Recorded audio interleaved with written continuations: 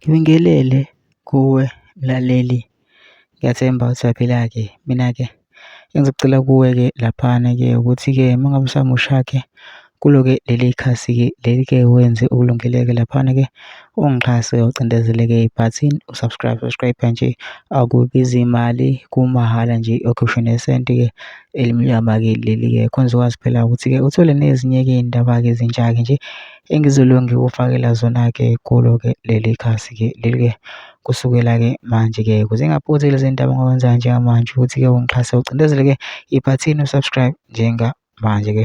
Udaba akulethe lona-ke namhlanje-ke lithi-ke ama-Hawks abophe uBonginkosi Khanyile-ke izolo. uBonginkosi Khanyile-ke oneminyaka engu-34 was arrested by Hawks members in KwaZulu-Natal for allegedly violating the Riotous Assemblies Act and conspiring to incite public violence in Johannesburg in March 2024. Khanyile is accused of making a public announcement urging South Africans to protest and commit acts of violence if his preferred political party was not included on the ballot. Khanyile was arrested at Durban Magistrates Court, where he was already appearing for the July 2021 incident.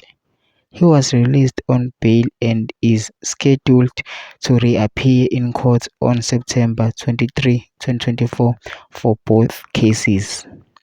Mina ngicela kuwe laphana-ke ukuthi ungene ema-comment section-ke futhi ke uvo lwakho-ke ngalolu daba-ke lolu ukuthi wena-ke ucabanga kanjani-ke masicindezela ibhathini nje subscribe nje akubizi imali, kumahhala nje ukhishwa nesenti-ke elimnyama-ke leli-ke khona uzokwazi phela ukuthi-ke uthole nezinye-ke iy'ndaba-ke ezintsha-ke nje engizobe ngilethela zona-ke kulo-ke leli khasi-ke leli-ke kusukela-ke manje-ke so ongakwenza njengamanje ukuthi wena-ke ucindezele-ke ibhathini usubscribe njengamanje.